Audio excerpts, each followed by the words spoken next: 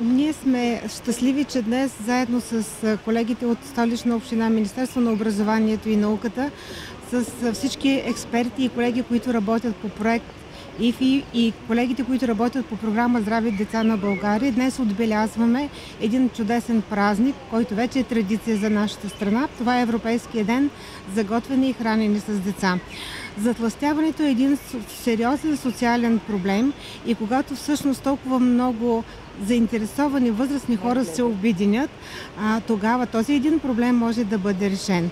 Район Триадица е определен за пилотен район на програмата ИФИ и на програмата Здрави деца в България и ние вече втора година работим по всичко това, което е разписано и в проекта, и в програмата. Предстоят още много интересни инициативи и ние се надяваме, че ще можем да споделим емоциите и постигнатото с нашите партньори. Убедена съм, че този ден променя навиците на децата в посока здравословен начин на живот и на хранене.